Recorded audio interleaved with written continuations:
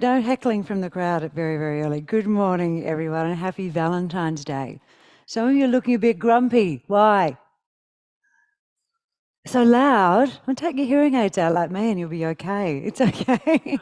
And no grumpiness from you at home either. Hello, everyone, and welcome. For those of you who I haven't had the great pleasure of meeting, my name is Christina Morrissey, and I am your master, mistress, whatever you would like to use as a terminology, of ceremonies for the next 2 days. So by the end of today, we will have shown to you 72 potentials for your investment portfolios. And today being Valentine's Day, if your wish was for the first thing that you saw today to be grade, thickness and exceptional upside, you've come to the right place. Nicholas Rutherford, would you like to come and join us? We are going future battery minerals for our very first presentation. Please make Nicholas very welcome, everyone. Well, thank you for that warm introduction, and if you weren't already awake, I think that presentation before definitely woke me up, so thank you very much for that. And thank you all for being here so early in the morning. The early bird definitely does get the worm today. Through this presentation, I just wanted to cover off on a few things. More importantly, everything in this presentation is publicly available information. It is found on our website. This presentation is also available on the ASX platform today. And in reference to all our announcements we'll be talking through, they're just on the right-hand side there, as you can go through them as well at home. To talk about FBM, who we really are, we're a battery minerals company with two key assets that we've already discovered, and we're methodically going through a systematic drill program, proving up them as resources. But for today, the major asset and our flagship I'll be speaking to is our Kangaroo Hills lithium project. As introduced, that's a high-grade, thick lithium-bearing pegmatite in the strategic goldfields area. To talk about the history of the company, it actually was formerly a nickel exploration company with a number of nickel assets, 3 of which had mineral resources. Late in 2022, the company was doing nickel-targeted drilling in the northern part of their Kangaroo Hills project, which is in the south, their Nepean nickel project. Drilling these targets, they actually intercepted some pegmatites that were grading 1.3, 1.4%. And very quickly, and credit to the team in pivoting and looking at what that potential was, rapidly did exploration on the ground, and by March had already come out with assays proving up what is the discovery of Kangaroo Hills with 29 metres at 1.36% from 38 metres.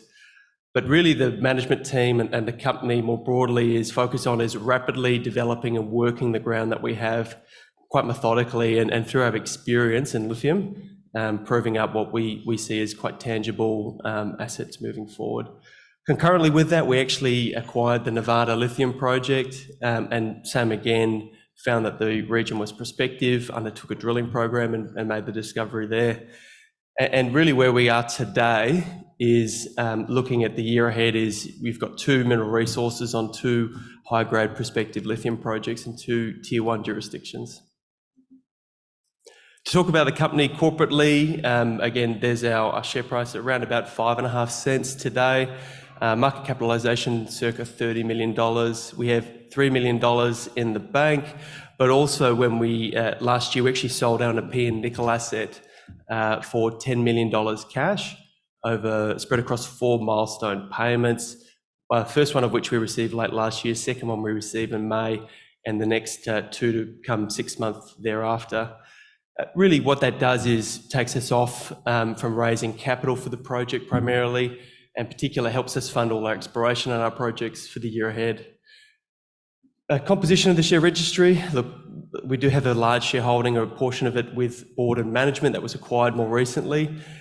We have a number of strategic investors, but in particular Hancock came on our share registry last year and again have been very supportive of our journey, proving up our project, primarily Kangaroo Hills, for this year. Funnily enough, with all lithium companies, have gone through the highs and the lows, and myself been through the cycles before. We really are kind of coming to the lows, and you'll see on the share price, it's actually down at the same point as we were before discovering the lithium project. So it's quite an interesting time for investors to be looking back at lithium. Behind every company, you really have to look at the people who are running it and how you're trusting them with your money. With our board and management team, it's really encompassing experience in the goldfields, experience in resources, not only exploration but also development, and again, particularly experience in lithium. To start with our chairman, Mike Edwards, he's again 25 years experience as a geologist by training and economist, sits on a number of successful gold exploration companies, and you would have seen more recently one of his companies, Greenstone, a proposed merger with Horizon Minerals. So very experienced chairman in the ASX space. Myself and my background, I'm purely lithium, so I've been in the lithium industry for a number of years, since 2018.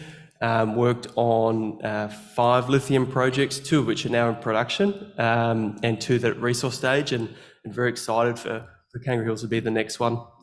To talk about the technical director, Robin Cox, he's actually the gentleman who discovered both assets, but has made quite a number of other discoveries in uranium and gold and nickel. So Robin's a great, part of the team, a critical part of the team, and has been with the company for 4 years, so really led the transition of the company to where it is today. More recently, with probably late November, with myself joining in October, we were lucky enough to attract Nev Powell, a very experienced director and executive, primarily for his knowledge and history of leading Fortescue as CEO, with his 8-year tenure there, tripling the production of Fortescue and really building it to what it is. So kudos to securing Nev, and he's been a critical part for us again as we transition through exploration and in the years ahead through to development. And Sylvia Morton, an experienced CFO and COSEC. So across the board, a very tight team. It's not a large company with a lot of employees. We're quite a tight run team, and again, accountability across the board. To touch on Kangaroo Hills, it is 100% owned. We acquired the balance, the 20% of the project last year, and that's our corporate who sits on our register. We gave them script and us, called Lodestar Resources, a small gold company.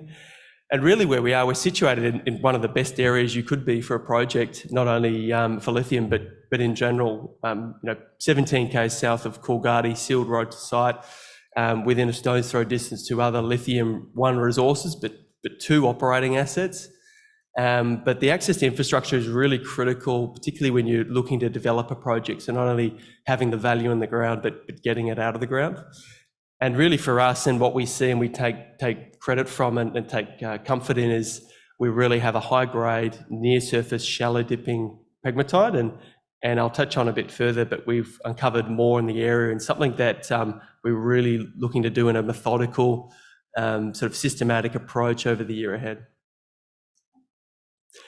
To talk about the discovery itself, you can see there on the left-hand side, we do have consistent hits of high-grade intercepts and thickness on the big red. That's the darker red outline, and continuation there. But importantly, what we did do is we actually drilled to the southern end of that tenure and that bit that discovered another lithium-bearing pegmatite that actually dips under big red.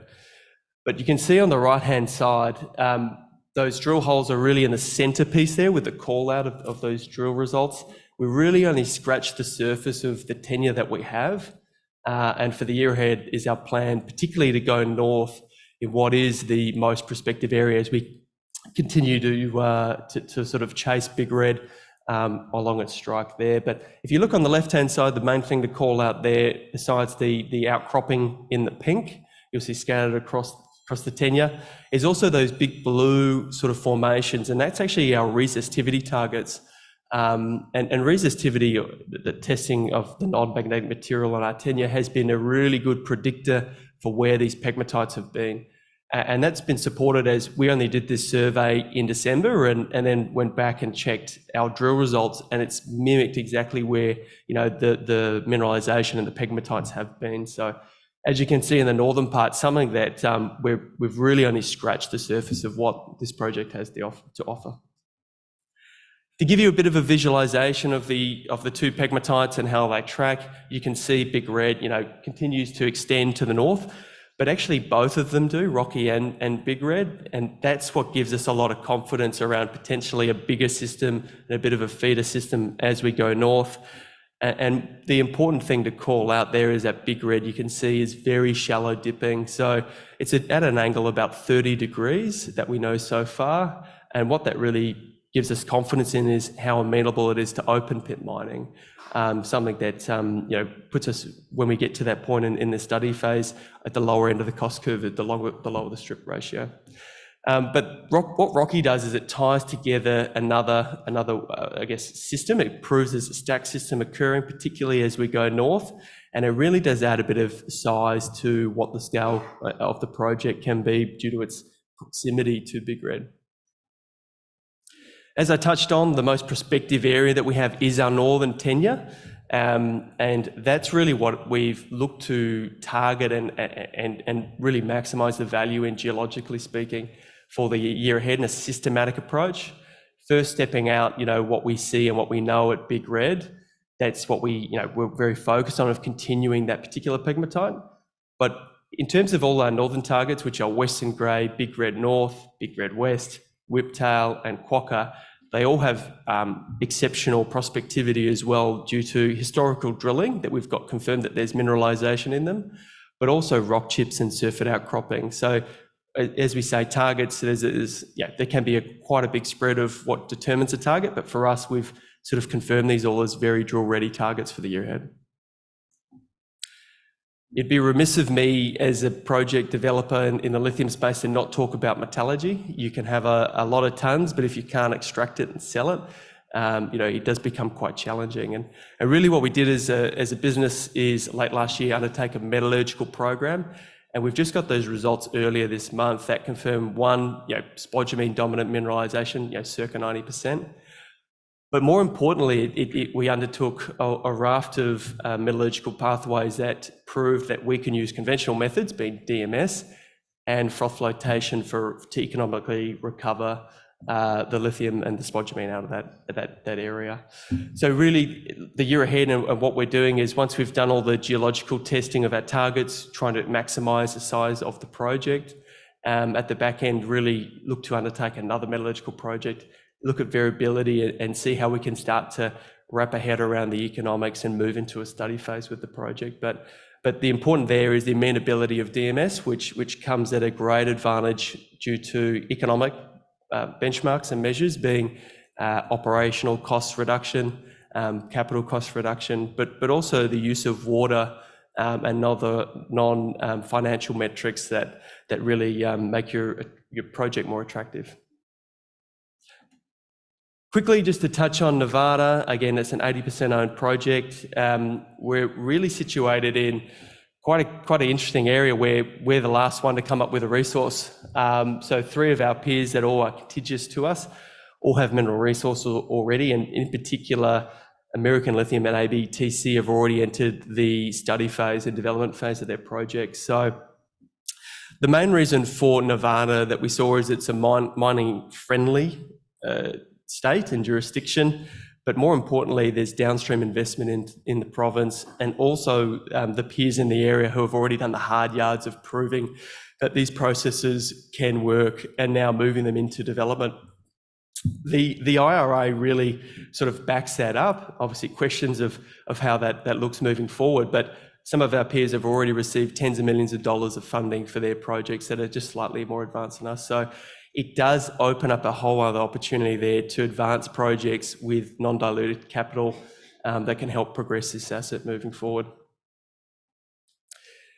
Talking about the geology, and what we've discovered there is we've uncovered and we've proven that we've hit the thicknesses and the size of intercepts that are comparable or better than our local peers, but also the grade, which is quite critical in lithium claystones or sediments. But more importantly, we've really found that it's a near surface part of the area. So if we go back to the map, we know that our peers to the east do have resources, although they're much deeper, and we're finding that we're sort of the one slightly higher grade, but more importantly, near surface part of that basin that makes it quite attractive. And if you look on the right-hand side on the diagram there, you'll see the bottom section, the Lone Mountain. There's a few highlighted green holes there. That's really what we're currently doing the drilling on and waiting on results imminently on there to finish off the drilling for the resource. But what we're seeing in that basin is that as we continue to head south in the Lone Mountain, it does come up surface, and we've already seen the seabed formation at surface. So again, a really highly attractive and high value part of our ground, but also the basin. So maiden mineral resource coming out before the end of this quarter. And they're just a bit of a comparison to our peers, particularly ABTC and American Lithium. You know, it is a proven area. They're going through development, and really we're sort of riding on the coattails of them at this stage. Thank you for the closeout. To sort of cover off on the company investment highlights, yeah, we've got 2 exciting new lithium discoveries, in particular Kangaroo Hills. For the year ahead, we've got a systematic drill program looking not only extend Big Red that we already know is mineralised and looks very, very attractive, but also to test our northern targets to grow the size of that project. With a maiden mineral resource target at end of this year, and Nevada mineral resource coming out this year. So a few catalysts for the company moving forward. That's all. Thank you so much. Nicholas, I got so close and yet so far away. Nicholas Rathjen opening us up for Valentine's Day, and Mark Cossom's joining us now. And he's had a bit of a rough year over at Gateway in the last 12 months, but they've had 2 new discoveries in the last 3 months. And obviously he's got a Valentine's Day smile on and lots to share with us. Would you please make him very welcome, everyone? Thanks, Chrissy, and thanks to the organisers, Vertical Events, for getting Gateway to come and present again, and thanks for everyone turning up and online, listen to the story. And yeah, it's been a bit of excitement at Gateway the last couple of months in particular, after what was a tough few years for junior gold explorers, and things are really starting to look up. The usual disclaimer and the like, which can be read on our website. So with Gateway, I mean, we consider it really pretty much an unparalleled value proposition at the moment. Like I said, with the way that things have gone the last couple of years with junior gold explorer valuations, you know, Gateway's an explorer with great land package in a fantastic part of WA, which really is a tier 1 jurisdiction for gold exploration in the world. About 500,000 ounces, just over 500,000 ounces of resources, which, look at our current market capitalisation, you know, leaves things at about $10 in enterprise value per ounce. So just to put that in perspective, some of the recent sort of junior asset sort of transactions, Kin and Strickland and the like in the last 6 to 9 months, looking at $80 to $90 a resource ounce. So that just gives you an indication of where things have got to and the value that can be had. But not only that, and this is probably the most important thing for me and most pleasing thing, is that the last just over 12 months, we had a definite change in strategy, in that we knew we had to look for step change discoveries in the project to really take it forward, to get beyond this 500,000 ounce threshold and get up into something that really makes it a project of significance. And we stuck to our guns through last year in what was a tough time for explorers, And with this exploration focus and generating new targets, and we're really starting to see the fruits of that in the last few months. A couple of new discoveries, some pretty exciting drilling going on at the moment.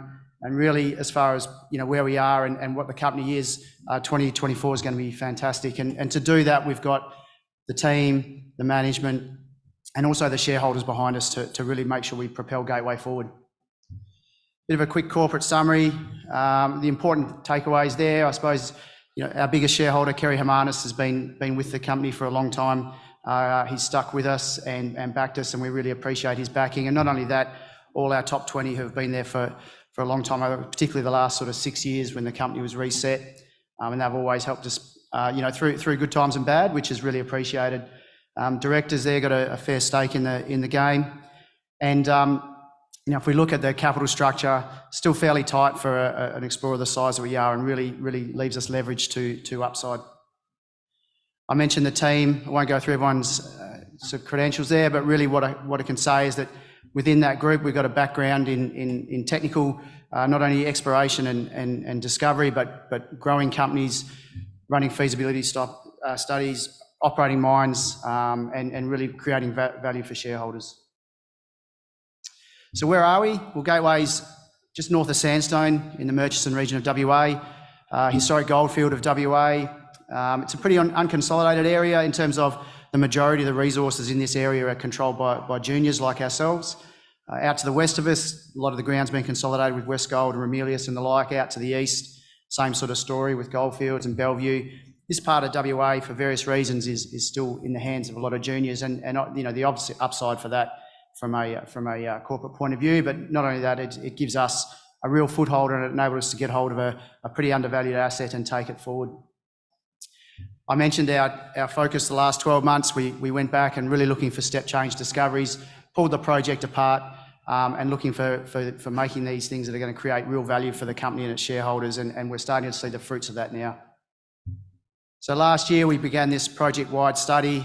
We went back to sort of bare basics, if you like, pulled apart the geology, got some structural experts in, started reinterpreting things, and not only that, and what turned out to be a pretty key move for us was we did a 2D seismic survey over part of the project, which really helped us pull things together and gave us a couple of different interpretations that now we are starting to see the benefits of, and it's led to new discoveries in the last few months. In January, we announced the new duplex discovery, which sits in not far from our existing resources, but in a new rock type and a new deposit style, and this flame tree magmatic copper nickel PGE target, which is really exciting and something that we're drilling right now. So we've got duplex down there, and then we've got flame tree not far away. So duplex, this was an area we identified south of our existing resources, different rock type to what hosts most of the resources historically in the area, which were up to the north were subjected to open pit mining in the early 90s by Herald Resources and a couple of other deposits around there, but this sits in a gabbro further to the south. We looked at this rock type and knew that it was pretty prospective elsewhere in WA, and not only that, immediately next door to us in Horizons ground. We sort of persisted there with what we thought was a good place to be, and we did some RC drilling in December last year, following up a couple of phases of air core drilling, and we can see the best intersection there of 18 metres at 5 grams per tonne at 100 metres. Fantastic result for us and sort of vindicating that strategy. And we've just finished last week a follow-up RC program out there at Duplex, which results will be coming in the next sort of 3 to 4 weeks. We can just look in section what that looks like. Pretty standard Eastern Goldfields gold discovery, and hopefully a lot more to come. So flame tree, copper nickel target. This really was a byproduct of this reinterpretation of the geology of the belt. Some work that was done by Gateway out there in 2013, targeting a bit of a VMS target. A lot of near-surface copper was intersected, never really explained. There was one interesting intersection in the database, that hole 283, which wasn't really a VMS style intersection. It had copper, it had nickel, platinum, palladium, cobalt, so real typical magmatic signature. Is in massive sulfides in a really obscure ultramafic that was logged, and everyone just thought it was a bit of a logging anomaly and wasn't really true. We went back and the seismic helped us turn the geology on its head, if you like. We had another look at the chips. It was definitely ultramafic. In December, we went and drilled an RC hole out there back the other way to scissor it to confirm this new interpretation on the geology, which which come up good. And not only that, we intersected some sulfides ourselves in that RC hole, only thin ones, but up around the percent copper, 0.4% nickel, again with the PGEs and cobalt, so confirming that magmatic signature. The hole actually ended in a metre at 1% copper,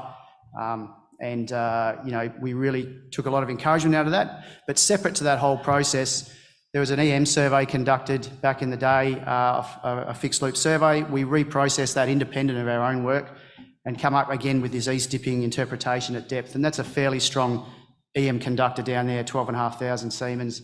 It's a discrete anomaly. It doesn't look to be stratigraphic. So right now we're drilling a diamond hole into this target as we speak, and that's a pretty exciting thing for us. Bit of a step away from our gold exploration. We're still focused on gold, but this was such a compelling target that we couldn't walk away from it.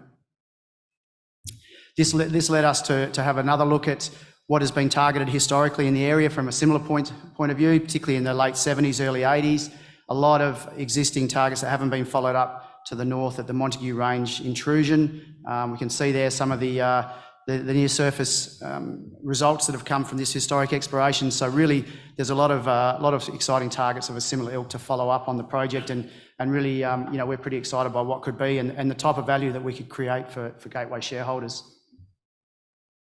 On a bigger picture, we can see there the seismic there that and how that led to this reinterpretation. Really, we got the dome itself and all the geology folded underneath it. This sort of flipped everything on its head from traditionally how we've been looking at things. And we went back and had a look at a lot of our old data, and it really did. Initially, we thought it was a bit of an anomaly of geophysics, and sometimes you take it with a grain of salt. But this is turning out to be closer to the truth, and it's really opening up a lot of areas for us to go back and make new discoveries in this project. Again, still doing this grassroots exploration. We can see this is up the north end of the tenement, an area undercover, hasn't traditionally been explored. The tenure was only granted last year. First pass soil sampling survey over there, a nice 2 and a bit kilometre long anomaly with basically no drilling into it. This is a whole new area we'll get into, and a couple of other areas we're completing first pass soil sampling over. Just sort of highlighting the fact that this, yes, we got 500,000 ounces. Yes, the ground had some historic mining in the early 90s, but there's a lot of work to do here and a lot of discoveries to be made, and we're really excited by this potential. So I guess one of the other sort of little side things we got into last year was we did a bit of a strata titled JV with Sensor, who have recently relisted as a lithium-specific explorer. They have come in, they're exploring a few of our tenements for lithium, not something that we had any expertise in and wanted to divert into, but it's something that we saw there, opportunity through Sensor to add some value, and they're up there doing that independent of our work and free carrying us. So in summary, we're a dedicated explorer in a great part of WA and a great part of the world. We've got 500,000 ounces already and a pretty cheap valuation when you look at things, but we've been focused on these step change discoveries, and what we're really doing is making them. There's a lot of exciting work underway as we speak and a lot of exciting results to come. So thanks for your time and thanks for listening, and I've got the booth out in the foyer there if anyone wants to catch up. Thank you. Thanks, Chrissy. I'm getting very, very close to people today. George Sakalidis, would you like to come and join us up on stage, sir? Now, there's been a bit of chatter about magnetic resources of late in a couple of the resources reporters. So I'm interested to hear what it is that you've got that's getting them interested. Would you please make George very welcome, everyone? Yeah, thank you. Yeah, it's great to be here again, and be giving you a bit of an update. There's plenty going on in magnetic. Yeah, so we talked at one of the conferences down south, and we put out our resource statement. We've got 1.2 million ounces at 1.7 grams, but within that, the main deposit, which is called Lady Julie North 4, is 852,000 ounces, but at 2 grams per tonne, which is an exceptional grade for an open cut.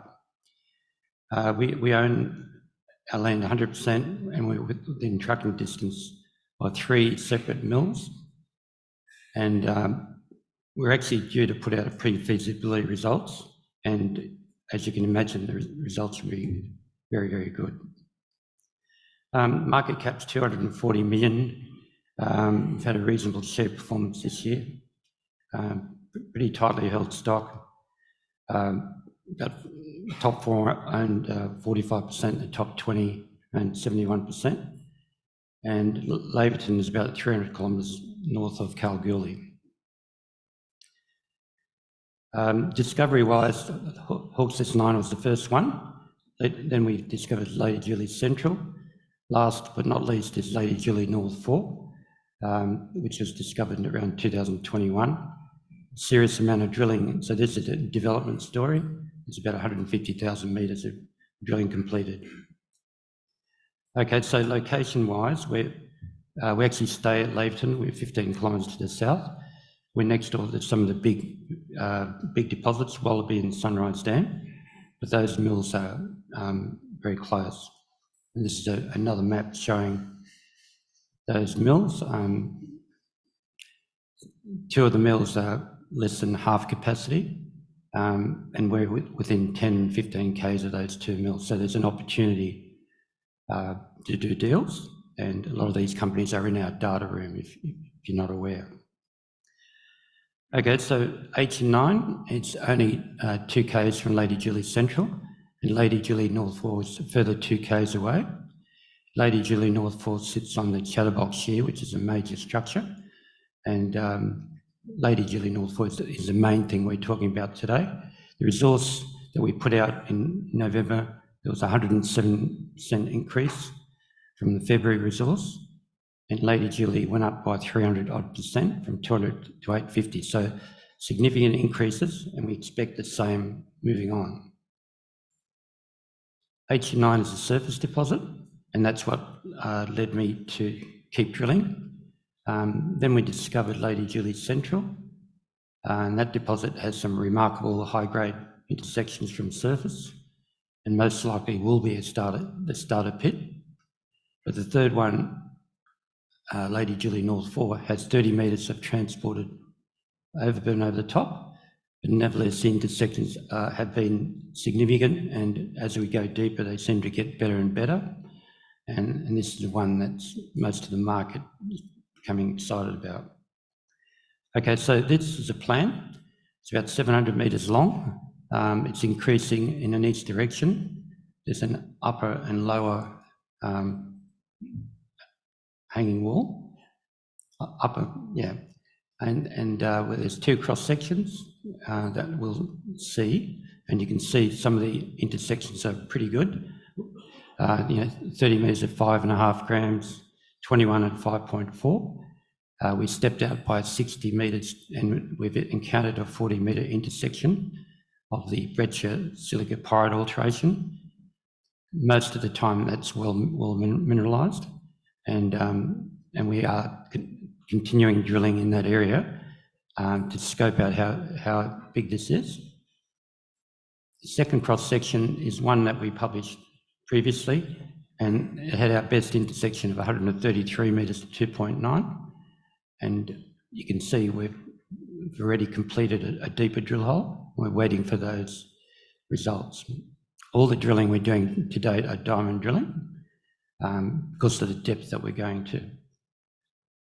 Now the next cross section was truly a big step out, and you can see the actual resource is in the top 250 metres in there. We stepped out downwards 200 metres below it, and we intersected 16 at 4.5 grams, and that's good underground grade. Nevertheless, it pointed to this down dip extent of 550 metres, which is really pretty amazing, and we obviously haven't closed that off.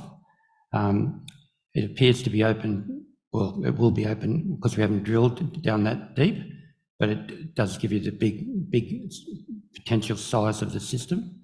I mean, look, previously we estimated every 100 metres that we go downwards, the resource will increase by approximately 100 to 150,000 ounces. But obviously we need to do the drilling, but it looks pretty exciting.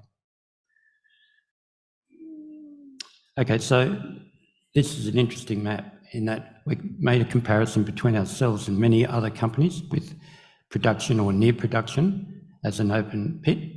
And our Lady Julie North 4 is number 1 on the list, averaging 2 grams per tonne. Even if we included Lady Julie with H&9 and Lady Julie Central, the average would be 1.9, so it's still higher than the rest. So that'll give you a bit of an understanding that this pre-feasibility result that we're putting out will be pretty exceptional based on that graph alone. Look, we presented this previously, and it's something that I think most, gold companies should put out. It's a grade thickness map. It's a long section of the footwall, which is, in this case, the main mineralised zone, but does give you an understanding of what you're dealing with.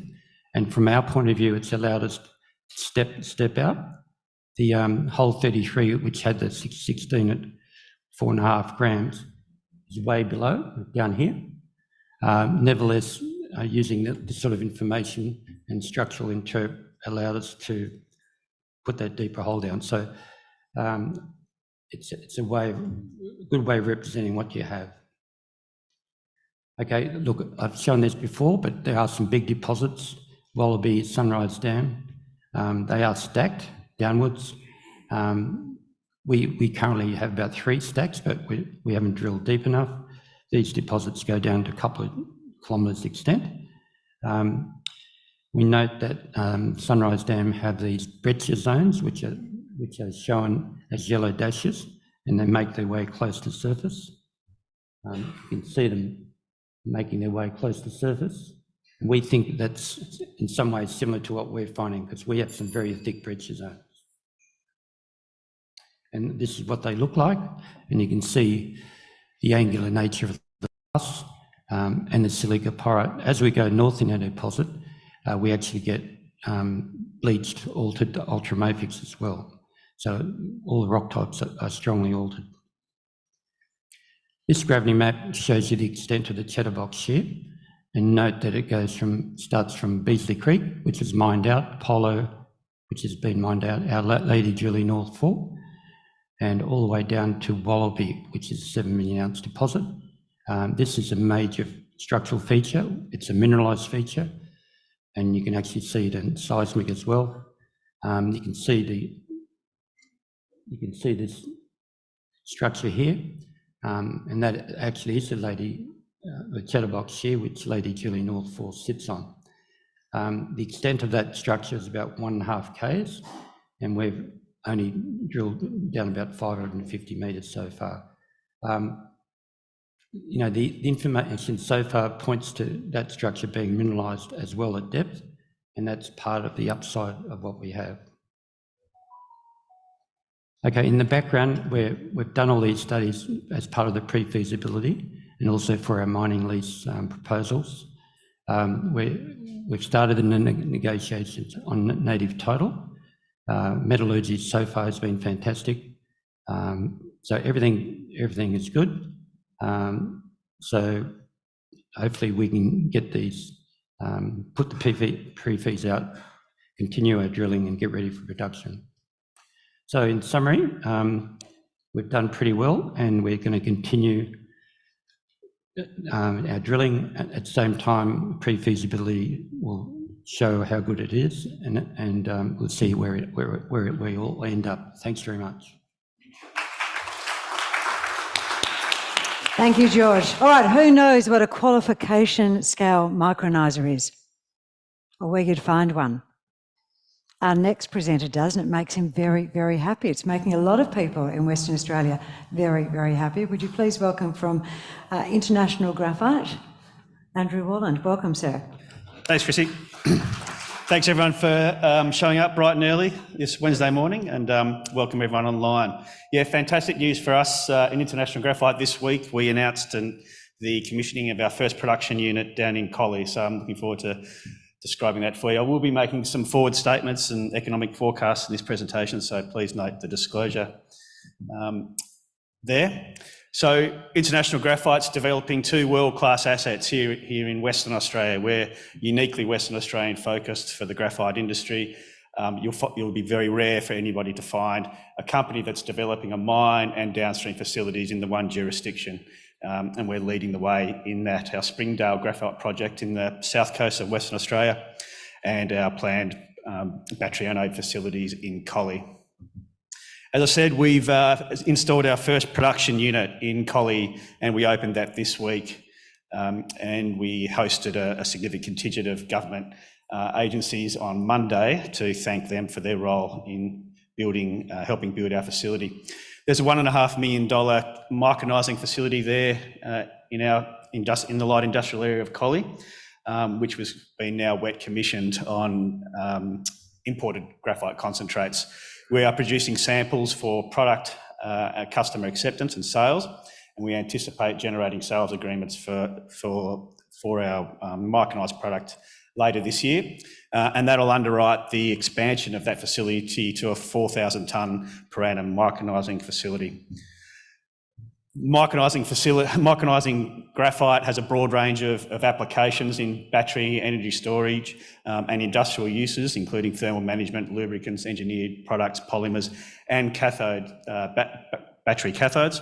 We'll be selling it to both Australian and international customers.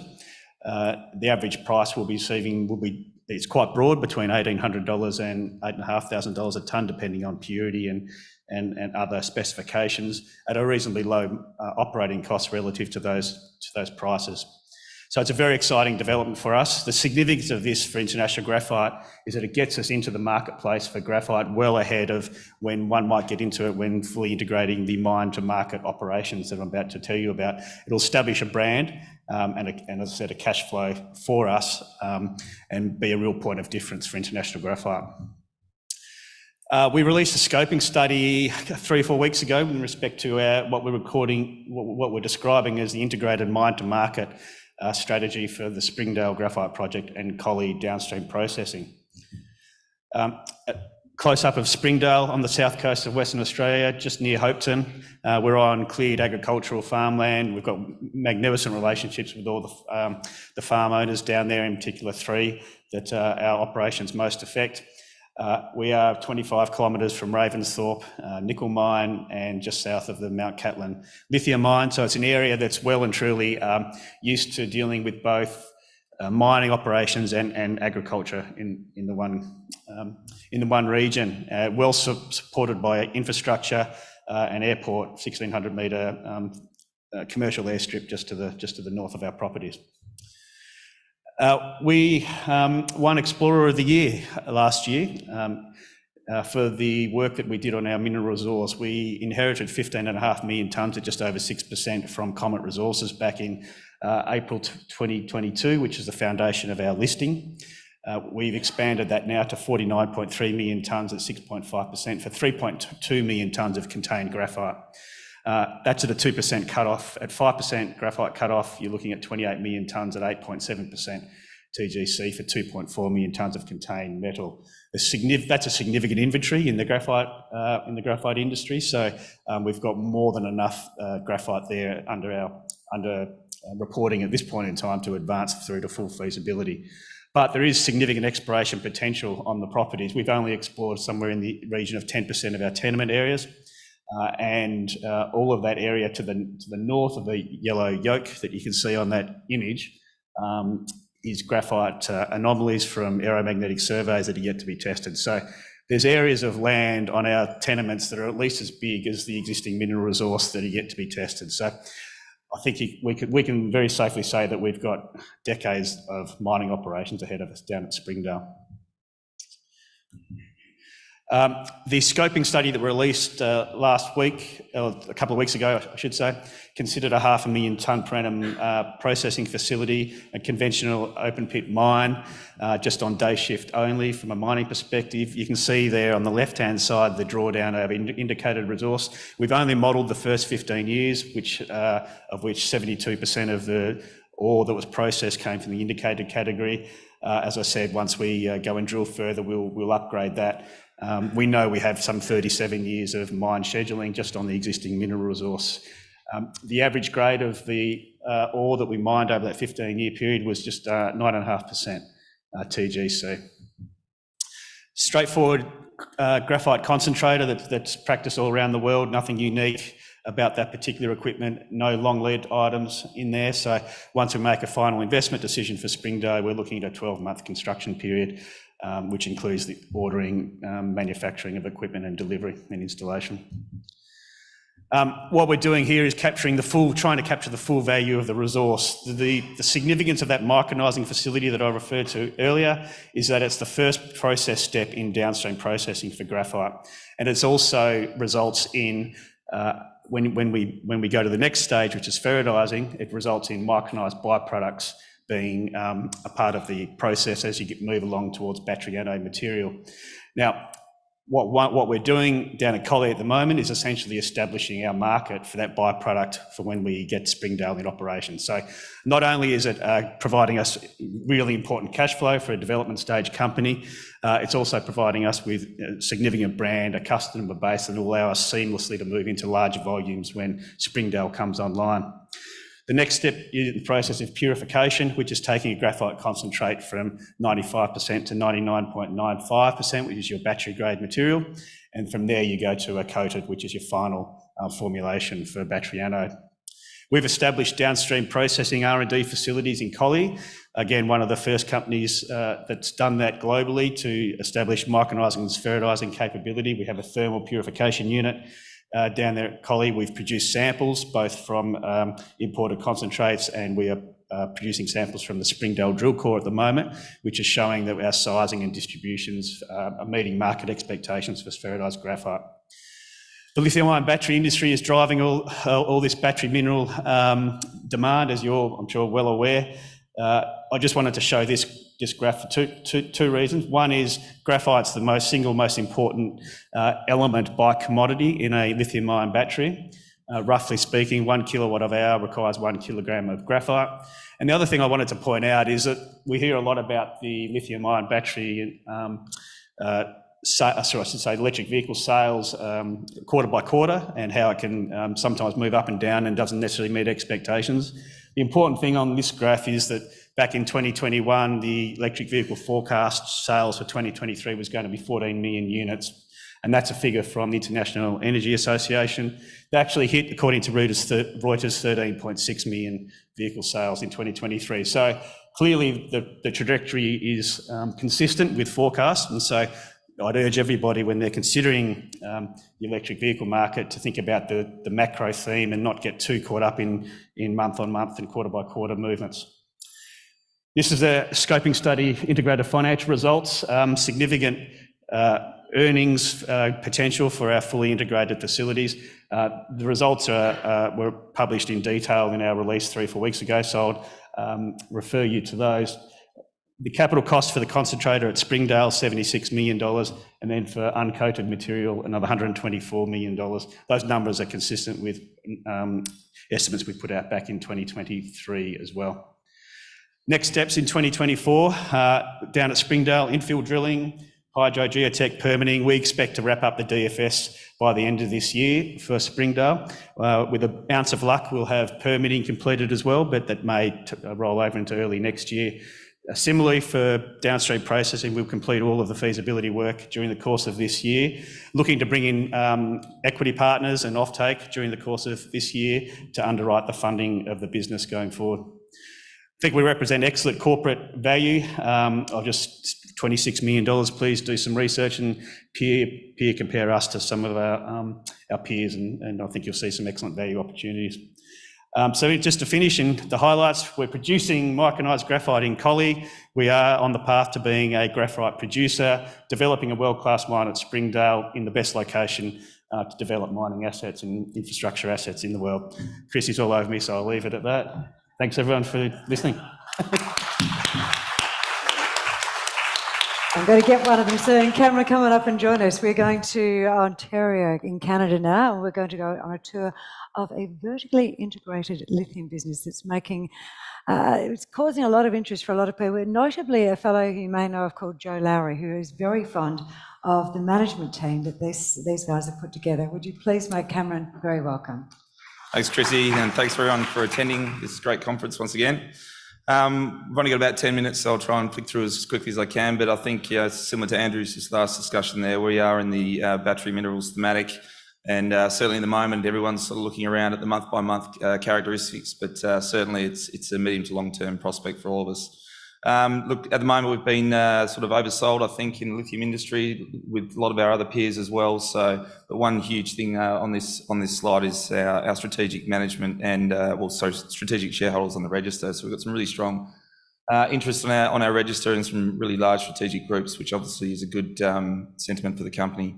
The board of directors, myself and Pat Murphy sit on the board, but also chaired by John Young, who is our non-executive chairman and founder of Pilbara Minerals. Rob Longley, who's also around today, he was one of the existing directors from the company we acquired the assets from up in Ontario. Why lithium? We're still at the beginning of this EV thematic. I think similar to Andrew's just point there, the forecasts on EV uptake have actually been very similar with a lot of analysts and a lot of sentiment. But as you can see here, I mean, I think Pilbara Minerals put up a similar graph to this the other day. So we are still at the beginning of this transition, energy transition. So one of the biggest differences between us and a lot of the companies that are presenting today as well, though, is we are in Canada. And Canada is a completely different backdrop to Western Australia as far as how much investment is being spent up there. And all the OEMs and chemical manufacturers are really creating a complete supply chain in Ontario. 28 billion or 25 billion, 28 billion, whichever figure you sort of look at, is currently under construction. And that's a complete supply chain up there in Ontario. And green technology is right on the doorstep to be able to provide lithium concentrates and in the future lithium chemicals into that industry. There is a huge amount of government support, like billions of dollars of incentives and opportunities that are being pushed into the northwestern Ontario sector to ensure that mines can complete the whole mine-to-market EV supply chain all the way through to EVs being produced in Ontario. So what is our strategy? We've got a three-stage integrated strategy. Our absolute first call is to be the first producer in Ontario. We are planning to be in production in 2025, 2026, and currently we are on track to still achieve that. The second part of our strategy is to establish, along with strategic partners and larger operators, a chemical conversion facility. That is what Ontario is needing and what the government is also waiting to be deployed into the area. And they are looking to establish and support at least one, maybe even two chemical conversion facilities with very large grants and debt facilities. And our third part of the strategy is to continue to grow our resources at our Western hub, which certainly looks like a game-changing project for green technology. As I said, this is the supply chain that's building out. We're on the left-hand side, so mines, concentration, conversion, and then on the right-hand side in Ontario is CAM manufacturing, battery cell manufacturing from some of the largest manufacturers in the world that are setting up there. And they're actually producing EVs. So, I mean, where they're producing EVs is less than 1,200 kilometres from where our assets are. So it's a completely different landscape to what we see here in Western Australia. We've just recently released a PEA just before Christmas. We have, I guess, combined the two mines that we have to extend the mine life. That will just continue to grow and the resource inventory will continue to grow as we drill them out. We did use a price that was probably a little bit higher than, well, significantly higher than what the current market pricing is, but certainly back in October, it was the current view. So you can sort of see in this lithium space, the price does swing there's some really large swings, troughs and peaks. But one thing we do know, and one thing I've been in this lithium industry for quite a few years now, is that it will be coming back. Don't ask me when, I haven't got the crystal ball, but there's one thing that is for certain. When it does come back, it will come back very strong as well. So we released the study. We've got some really strong economics. We're currently actually optimising that PEA, and we will actually be releasing that probably in the next few weeks as well with some more current pricing and some adjusted economics on costing. So this is the first project. It's our Eastern Hub, the Seymour Lithium project. We've got about 10.3 million tonnes at just over 1%. We do have an exploration target there of still above 20 million tonnes. We've got extremely coarse grain, fresh ore from surface, so it allows us to go to a DMS, two-stage DMS only. There have been some projects that have employed DMS only in Australia and haven't probably worked as well as some people thought, but look, certainly we're continuing to do a lot of our metallurgical test work, and the ore bodies up in Canada are fresh from surface. As I mentioned, they're not weathered in nature, so certainly competent rocks holds up in a DMS only situation. It's a zero discharge tailings site, so it's very environmentally friendly. We are moving forward to a DFS this year, and we are looking to a financial investment decision for the end of the year, along with receiving all our permits to basically develop the mine. And that will be the first lithium mine in Ontario that's been permitted. The DFS that we're working on now does actually look at some pit optimisations, and looks we will be using much lower costing and pit shells for the whittle optimisations, down to probably $1,000 a tonne. One thing that we're quite comfortable with is that we do have at least 6 years of mine life there. With the surrounding deposits, we think we'll be able to extend that, but it certainly is quite profitable from what we can see at the moment, and we will be studying that further. The ore body dips at sort of around about a 45-degree angle, so strip ratios probably are a little bit higher than we'd like, but certainly they still provide some good economics on the extraction and processing. Here's the resource growth that we're talking about. We've acquired some assets about 20 kilometres to the east. We've already had some really good success there in establishing what we think could be another sort of small to medium-sized deposit, which could extend the mine life by probably 2 to 3 or even 4 years. There are multiple other deposits and opportunities in the area as well. So it is going to be a bit of a district or a camp or whatever you want to call it in the area. We will be permitting the one processing plant, and there will be plenty of opportunities to increase that mine life. This is the conversion facility that we're looking at and studying. For a junior of our size, to be an integrated developer, I guess, is quite a large pill to swallow. But certainly we won't be doing this ourselves. We're talking to multiple large conglomerates and operators that actually produce lithium chemicals currently. And we will be looking at partnering with those types of companies in the future to not only study, but also to use their flow sheet and technical expertise, and obviously their balance sheet to help develop this conversion facility. There is a huge amount of interest. Ontario itself and to Western Ontario could provide 50 to 60 years or even 100 years of lithium supply chain material. So it certainly is a very, I think, well thought out supply chain from the government, and I guess them now pushing this into the mines in the northwest as well. So this is I think the game changer for green technology. Look, we've only been drilling here for 12 months. It was a very small, modest resource when we first started. We've now established up to just under 15 million tonnes here at Root. Specifically, the Root Bay project itself is really exciting. We just discovered Root Bay East, which has a lot more opportunity to grow the resource to the east. Here it is here. We've got further underground extension potential to be tested, definitely continues at depth and still holds its grade. So we think that Root Bay could be, quite a large resource itself, and we will be updating the market, I think, in the coming weeks on a larger exploration target. And certainly on, I guess, our thoughts geologically of what this may contain. But this does look to be like a 15 to 20 year mine life, and it certainly will be become and underpin a lot of the feed to the chemical conversion facility that we will be looking at in Thunder Bay. So what's next for us this year? It is going to be a very exciting year. We are optimising, I think, our spend, and so we'll be holding drilling until the second half of the year. But we're continuing with basically the DFS work. We've completed all the drilling for Seymour, so there isn't another large spend to complete that drilling for the DFS. We'll continue all our financing structuring. We'll continue our permitting activities and ensure that we are progressing towards FID towards the end of the year. Conversion facility, we'll be finalising our partnering process, and then towards the end of the year, we'll be continuing to drill at our Western hub, which is the Root facility. One thing that certainly does stick out, I think, in the lithium market as well, is once the heat does come back into it, we are pretty sure that the money will flow to the nearer term producers.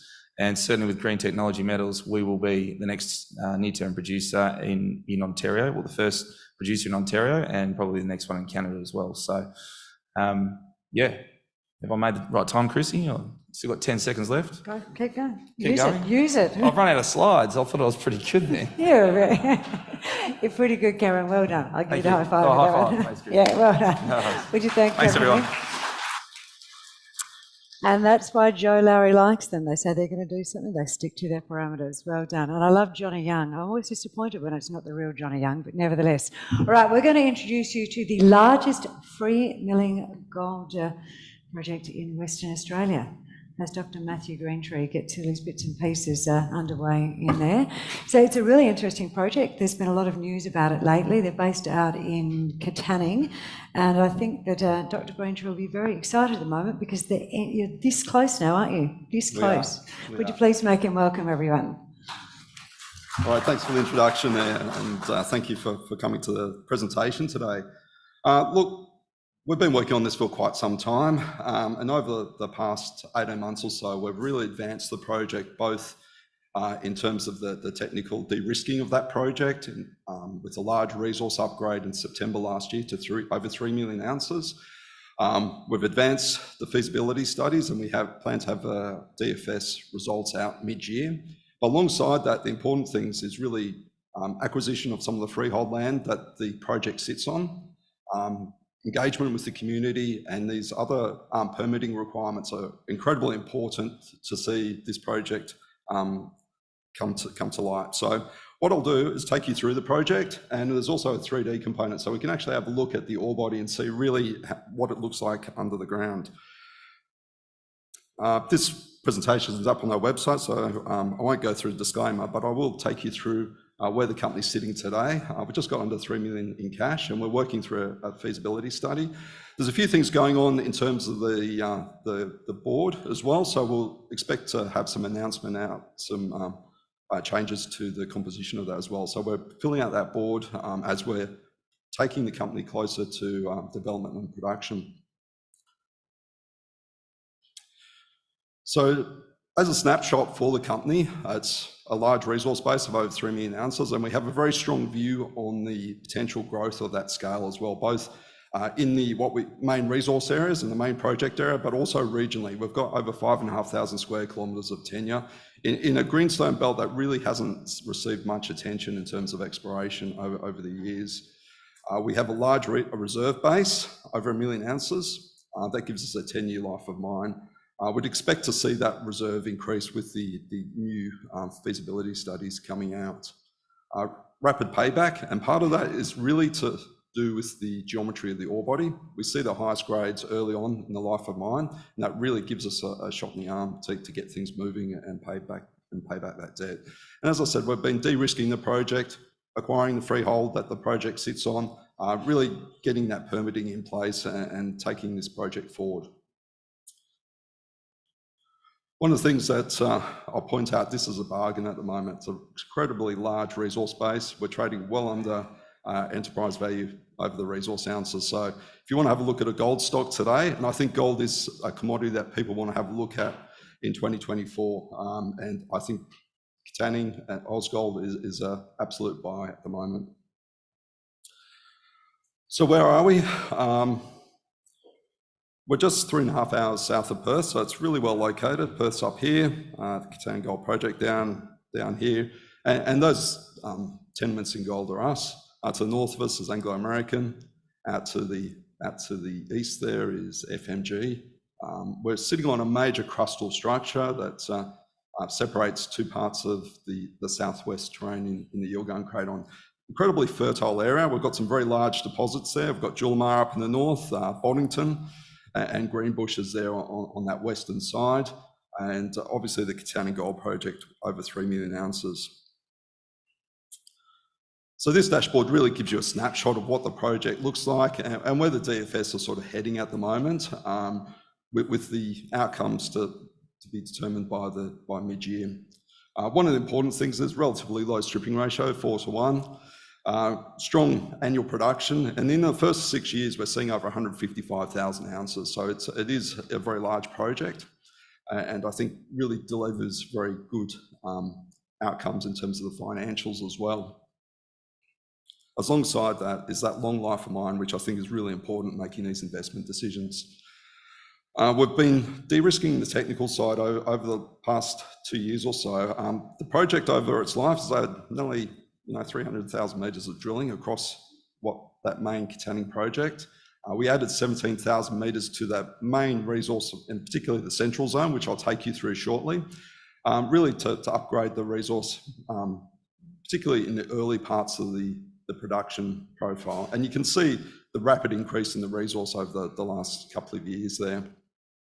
We've been able to do that at a fairly low cost as well. $11 per resource ounce, I think, is a pretty good investment. And that high proportion measured and indicated, I think, is also very good in terms of being able to debt fund this project. In terms of the production, this came through from our scoping study last year, but you can see that early on, some high grades deliver very high production in terms of ounces, and that continues on for the first 6 years. We also see that there's a view that there's potential exploration upside in the underground. I'll take you through where we see those geological upside within the project beyond the current resources as well. What I'd like to do now is just really take you to the project and have a look at it. We can see the old mining operation. Although it's a development project, there has been small-scale mining here before, and you can see that open pit there. To the south, this area here, which is an area we call Jinkers South, and that was really important in terms of the discovery of this project and the development, because it really opened up the potential scale to a much larger operation than envisaged before.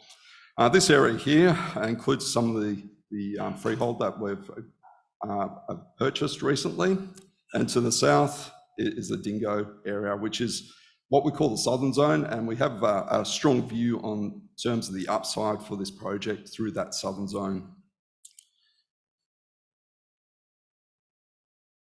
One of the other things that's really important about this project is the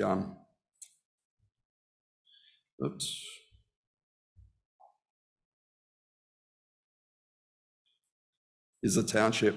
So the township of Katanning, it's over 4,000 people. We're currently working on workers' accommodation in the town, but it's an area that I think really is accepting of a new industry. And I think what we're proposing at Ausgold with the Katanning Gold Project will bring that to the region.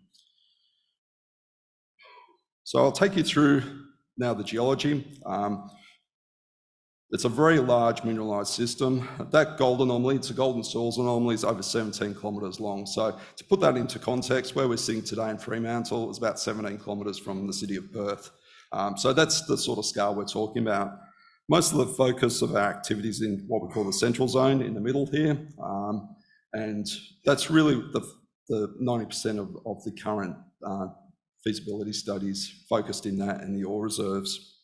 It sits on existing mining leases, but we're expanding that footprint to include the areas of infrastructure, including the tails dam and the processing facilities. And that's moving forward as we speak.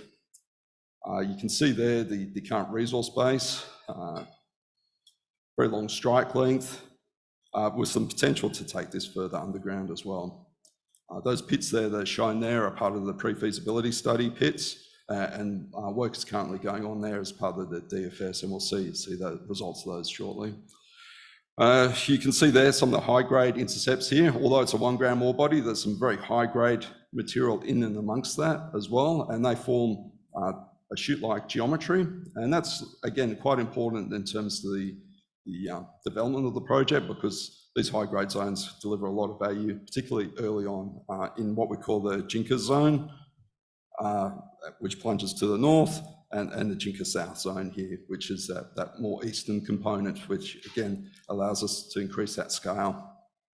They remain open along strike and at depth, and you can see them here wrapping around a quartz monzonite or an internal granite body, and those high-grade zones there are really what the project's about and what delivers the value.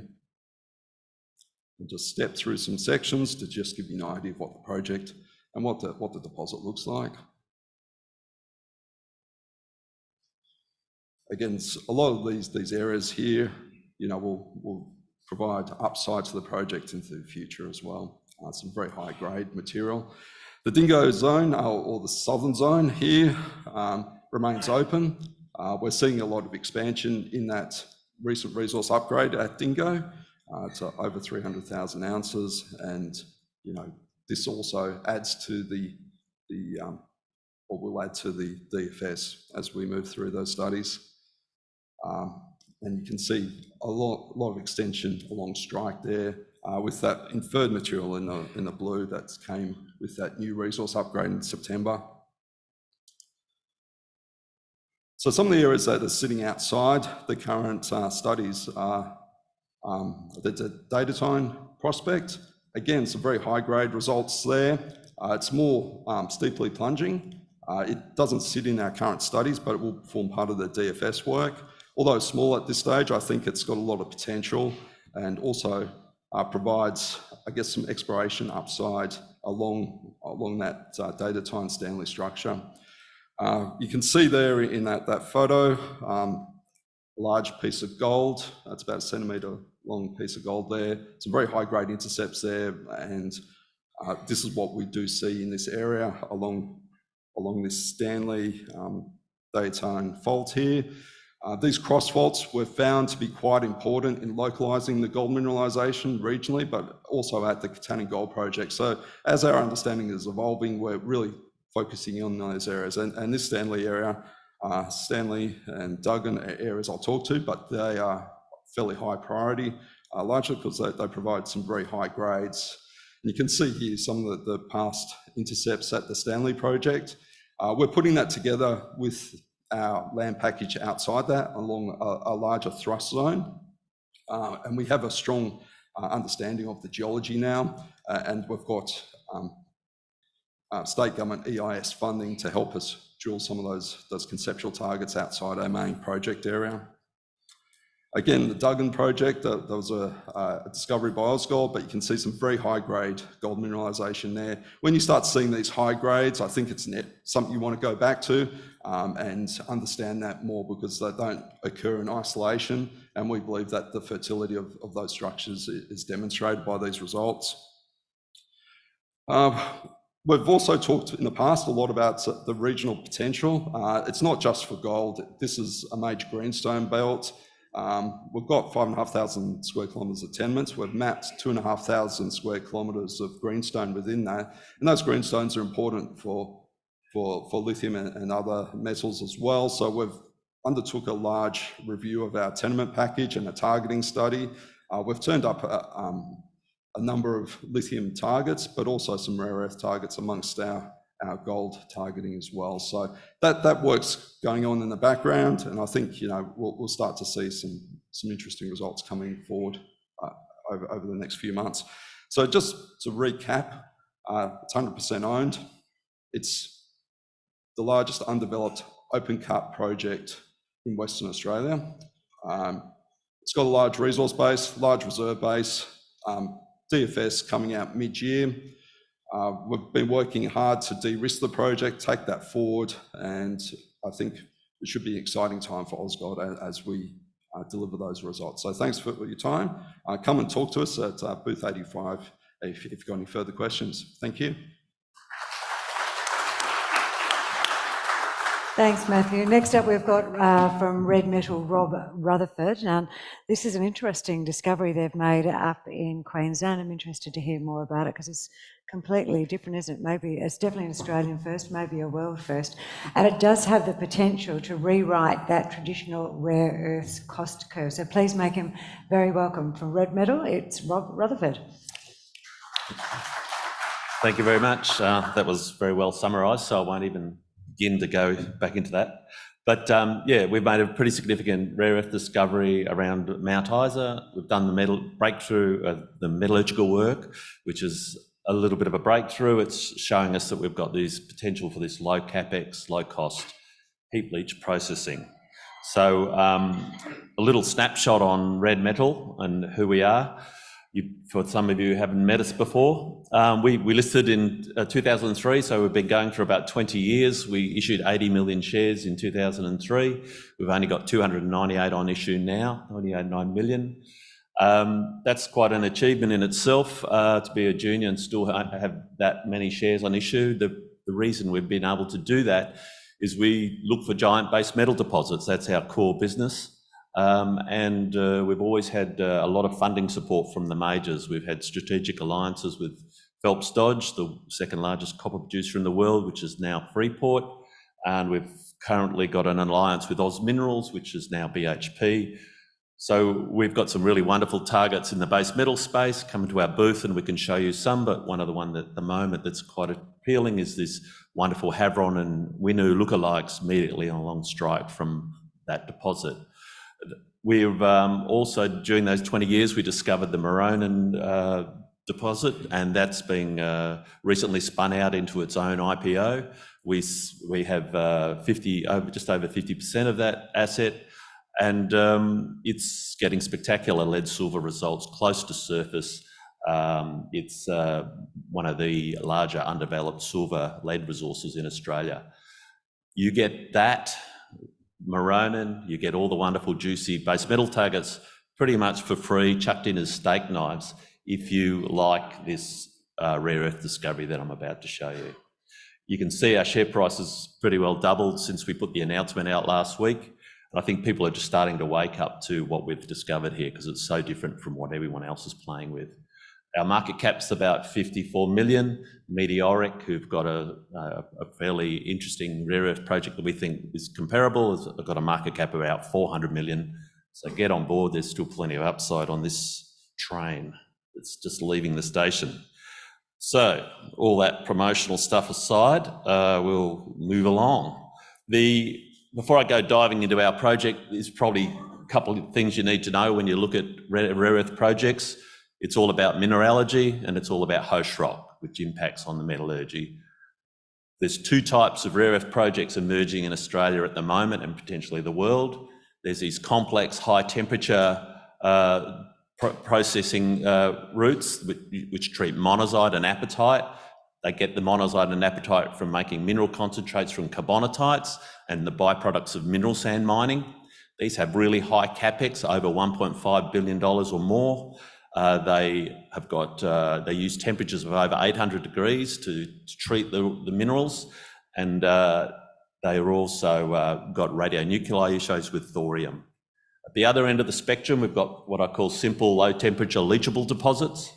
These include clay-hosted ionic deposits, where the rare earths are just loosely bound to the clay mineral and somewhat easier extracted. You have clay-hosted non-ionic deposits. These are similar sorts of things, but the rare earths are tied up in the clays and not as easily to liberate and require a bit more acid. And then there's this Sabella discovery. This is a granite-hosted one, completely different from the clay ones.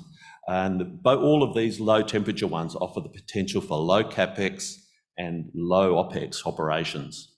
And they are probably going to be the future of rare earths as the demand increases. As everyone's probably told you, what we're looking for is magnetic minerals, magnet minerals, neodymium, praseodymium, dysprosium, terbium. That demand for those magnets, we all use them in our hybrid vehicles, our electric vehicles and wind turbines, and that's set to double in demand by 2031 on all the forecasts. Chinese supply a large proportion of it, but I won't really go into all that because there's a lot more expert people in that field, so we'll just stick with that. So the deposit, if you're going to mine a bulk tonnage low-grade system, you've got to have every box ticked. We've certainly got the infrastructure box ticked. We're only 20 k's from southwest of Mount Isa. It has excellent infrastructure options. We've got a city of 40,000 people, which are a mining town like Kalgoorlie. There's a power plant there that's run off gas. They've got a big smelter that creates acid and an acid plant. There's huge dams for water nearby, and we're only 20 k's away from it. So we've ticked the infrastructure box. So what's the deposit? A little bit about the deposit itself. It's hosted in a rare earth enriched granite. A granite is a low acid consuming rock, and that's the important point to note. The granite itself that hosts the mineralisation is an unusual phase within the Sabella batholith. It's 12 kilometres long, 3 kilometres wide, and it has a pretty consistent grade all the way through it. Importantly though, the bulk of the rare earths occur in a soluble fluorocarbonate mineral, bastnasite and sinchasite. So what we've really got here is a soluble ore mineral in a non-acid consuming granite rock. And that's a pretty simple model for rare mineral extraction. And there's plenty of examples around the world, the giant copper deposits, of which I used to work for Phelps Dodge. They've got soluble copper in a non-acid consuming granite host rock. They mine copper down to 0.1, 0.2%. They probably produce 800,000 tonnes of copper a year from those heap leach operations. They're tier one assets. And this is looking to be the equivalent of that, but in rare earths, we think. So we did some drilling, put these results out in August. The drilling reveals 2 high-grade rare earth zones, each about 1 kilometre wide, no strip on them. They come straight to surface.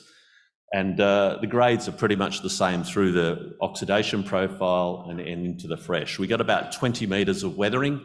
It's not the deep clay weathering like we see in Western Australia. It's just lightly oxidised and broken granite.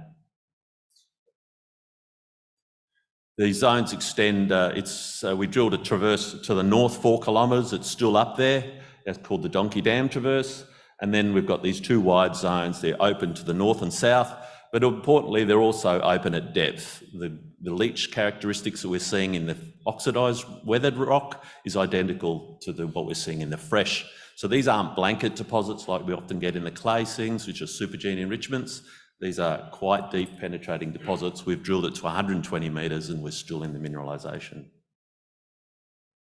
We've done some seismic refraction profile across that traverse just to see if we can map the weathering profile. And you can see here in blue, that's rippable rock. You can use the P-wave velocity profiles to work out how hard and how difficult it will be to mine. So we've got this wonderful soft layer to about 20 metres, which will have real mining and comminution advantages. But so we're happy to have a little bit of soft dig on top. This shows you the granite. You can see the fresh granite at the bottom. It's a coarse feldspar-rich thing. The transitional stuff, it's heavily fractured and easy. You can see it on the desk out in their office there. It'll probably crush itself. And the oxidised stuff is, again, even more fractured. So it's just really a fracture profile as you go up in the weathering. It's not really deep weathering like we see in these clay systems. We've done some leach tests, and these are the results we put out last week. These are intermittent bottle roll tests. They simulate a heap leach setting. We basically just leave it in a bottle, and every 5 minutes, every hour, we give it a little twist. So it doesn't do it, it's not an aggressive rolling test, but it simulates a heap leach. And so we saw really strong rare earth extractions with low levels of impurities. When we were using really low levels of sulfuric acid at ambient temperature. So this is a low temperature leach system. We're getting really high recoveries, and I'll just show you some of that. So a typical clay hosted system, some of the recoveries are sort of 50 to 60% of neodymium and praseodymium, and we're getting 78 to 79% and locally up to 90%. We're also seeing the heavies, terbium and dysprosium, these high value ones, we're getting about just under 50% of that out. Maximums are up around the 60s. But we're doing all this with around 37 kilos per tonne of acid consumption, and some as low as 22. We think those maximums and minimums that you're seeing there are probably what we can achieve when we do optimised leaching, because we haven't optimised this system yet. These are just first pass trials. We're also, so we're doing all this with, again, low ambient temperature acids. We're also seeing that there's the aluminium and ions release is very low, and these are impurities that you've got to extract out of your rare earth liquors. The average, also the uranium and thorium are very low, 20 grams of thorium and 1 gram of uranium in the liquor, which is just unheard of for these sort of leach systems. So all the data's out there in the public domain. You can see what it all adds up to. This is the boundary fence east area, was where we're getting some of the better results. There we go. We're also seeing, as I said, the leach results, and you can see from that top line in red, it's a flat line. So what we're seeing in the oxidised and the fresh, as you go down the hole, it really isn't changing much at all. The thing that, and this is probably where you want to start to pay attention, the thing that makes, this is probably the most important thing, is that after we did all this stuff, it's really showed that we have got a very simple processing options, potentially involving heap leach.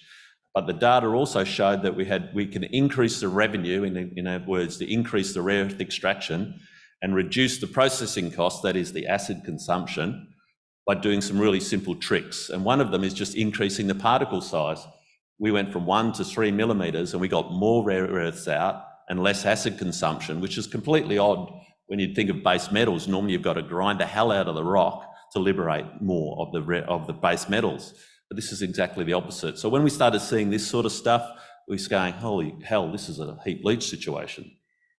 And then we also found that if we increase the resonance time, we increased from 48 hours to 96 hours with these bottle rolls. We got 20% more rare earths with no change to the aluminium and iron extraction or the acid consumption. So what those two factors combined tell us is that we can leave this, potentially lower the acid, or reduce the amount of acid we put on the rock, but also just leave it on it for a longer period of time and we can get it out. A typical heap leach bottle roll simulation goes for 14 to 28 days. We only did it for 2 days and 3 day trials. So we can really optimize this thing by just leaving it for longer with lower pH, and that'll have a huge cost advantage as well. So what we're really saying here is that Sabella's showing us that we've got significant processing advantages similar to the clay-hosted ones that we use low temperature acids, but we also don't have the potential for filtration problems and handling difficulties that come with clay ores. And that's a big thing. You can't heap leach clay ores because you can't stack them. Okay, I think we've sort of all that table, a lot of info in there, but basically we're not a clay-hosted one. We're not a hard rock carbonatite. We're something different. We're something unique, and it's a world first, we think. You can have a look at all the rare earth numbers there when in our ASX release, but basically we're getting about 354 ppm or grams per tonne neodymium per tonne. Meteoric's getting 425. They're our closest ones. So, you know, they've got a market cap of around 400 million. I'll just go, and this is my last slide. So what we're doing next, we're doing the phase 2 work. We've drilled some core on the boundary fence east traverse, and we're doing size fraction leach tests and optimization work, which really should enable us, once we've done to get some really good handles on the cost and the exact acid consumption and size fraction that we can leach to, whether it's 5 or 10 mil. And then we're doing 800 by 400 metre drilling over the 12 by 3 kilometre granite, and that followed by resource definition drilling. That's going to be pretty cheap. We think we can fund it, 6,000 metres of drilling isn't that expensive with RC, but also we can get a lot of alternative funding sources from critical metal grants from the Queensland government and the federal government. So we're looking at that at the moment, and we've also got a lot of registered this project as an R&D, so we get about 45% of a lot of our metallurgical stuff back. So yeah, watch this space. I think it's an emerging sort of tier 1 asset in the rare earth space. Thank you. Well done. Well done. Right. Now, the last time I introduced our next company onto stage, Noble Helium, they were getting ready to drill the first of 2 of their 4 prospects in Tanzania, and prospects or targets they thought were company making. Am I correct? Yes. Good. I'm just making sure I've got the right. I'm sure that was my recollection. So I know you've got some results in from 2, and from what I understand, you are a very happy man. So we look forward to hearing from you on that now. Shaun Scott, would you please make Noble Helium's Executive Chairman, Shaun Scott, very welcome this morning. Thank you. I guess this is a little bit of a change of pace from everything else that we've been hearing, lots of metals and gold and lithiums and rare earths, but I'm going to talk to you a bit about helium and about Noble Helium and what we're doing, chasing what we think potentially is the world's largest green helium reserve in Tanzania. In a marketplace that I think is very exciting and part of the reason I guess that a lot of people have been attracted to look for helium now. So why do we need helium? What's important about helium? Some of you may have seen some recent media from the medical industry getting very concerned about the sale of the US Federal Reserve and what impact that might have on helium availability for MRIs, which are a big user of helium. But it's also absolutely underpins global technology, fibre optic cables, and the big growth driver at the moment is it's an unsubstitutable import into the manufacture of semiconductors. And obviously semiconductors are in everything, your kids' toys, your phones, your cars, and obviously AI that's really taking off now is a big consumer as well. So it's growing quite quickly.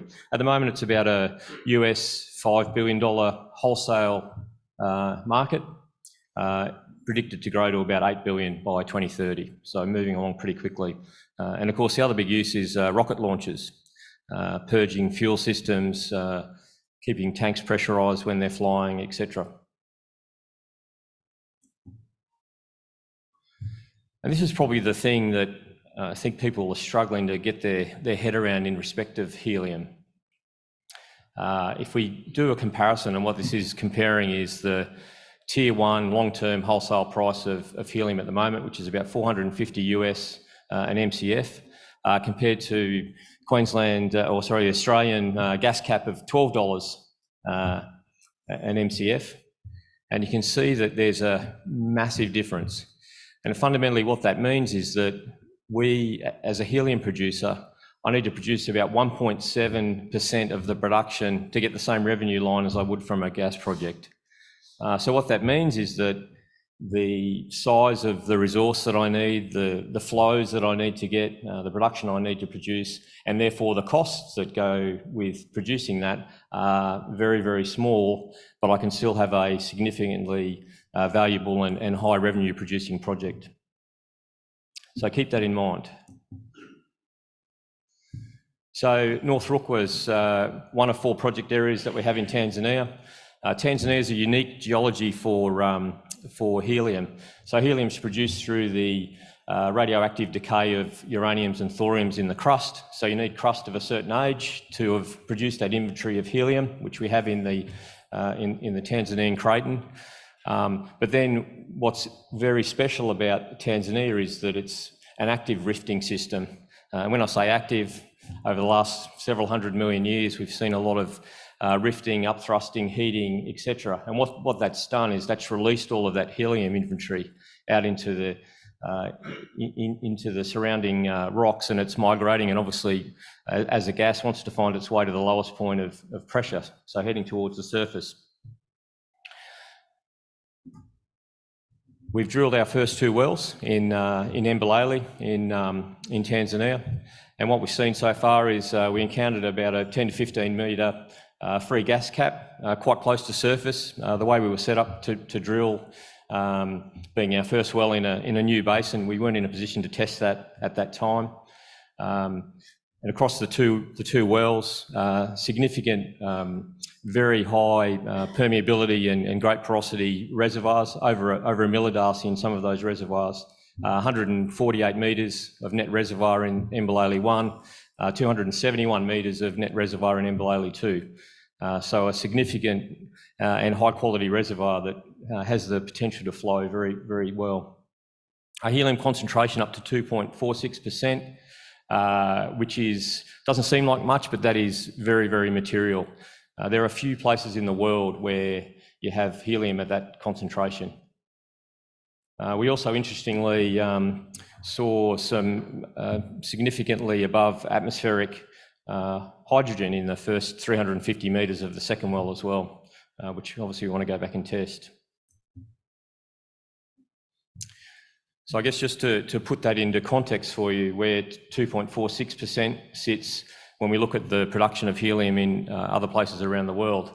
And fundamentally, 95% of the world's helium is produced as a byproduct of natural gas. Produces about 30% of the world's helium. It's 0.05% of their gas stream. Clearly they produce a lot of gas through LNG, and that then concentrates the helium to allow it to be produced separately. The issue with that though, of course, is that it's a fossil fuel. but secondly, that the helium production is regulated by the gas production, and when the gas production stops, the helium stops as well. Right at the moment, we're in the middle of helium shortage 4.0, primarily caused by issues going on within Russia. Initially, the Amur gas plant had an explosion, which stopped their gas production and hence their helium production. And then, of course, the issues going on with the Ukraine at the moment mean that no helium's being exported out of Russia. And I think what else that's done is that it's opened the eyes of a lot of the mid-tier guys, the big industrial gas producers, that they really need some geopolitical diversity and to try and get away from the fossil fuel connection, hence where we come into the picture. So what's next for us? We just got our lab results back, which, from our perspective, were very exciting. As I say, the 2.46%, we're able to increase our reservoir size, and obviously the hydrogen shows as well. We're working with the University of Queensland around modelling all of that data to work out our plans to go forward, which include going back and drilling that gas cap and testing that. I think that's important, and potentially there's enough gas in that to underpin our initial project that we're working on. We're developing a small low-cost pilot to depressurise the helium-saturated waters and see what sort of flows we're going to get out of that. And of course, these are just two wells in a huge basin that clearly is prolific helium-producing basin. We have a neighbour to the south, about 70 k's from us, Helium One, who are an AIM-listed company. They also drilled a couple of wells. They've seen very similar results to us, high helium contents. As they depressurised their well, they had helium exolving from the water and flowing to surface as well. So it just tells you that this is a massive and prolific and unique helium producing system. And of course, we continue our discussions with potential off-takers around what we all really want to see out of this is turning it into money. A lot of people are asking about the water, and I guess when we think of gas and water, not necessarily the combination that we want to see, but obviously helium is quite different, and we can't think about it in a conventional gas way, primarily because it's extremely rare, obviously extremely valuable and massively in demand, as I showed you on the earlier table. So with less than 2% of the production, we can still get the same revenue line. And we have seen in multiple tests that we've done on site that mechanically it all works. So as soon as we start to depressurise that water, the helium flows out of it very quickly. Helium One to our south saw exactly the same thing. So we don't think that there's any mechanical issues with that. And the water appears to be, fundamentally low saturation gas resource. So we're working on this small low-cost pilot to go and test our theories on that, as I say, working with UQ as well. And fundamentally, it's going to be a function of a number of things. One, helium content, which we know, how quickly it flows, but probably most importantly is what's our recoveries going to be per cost of well.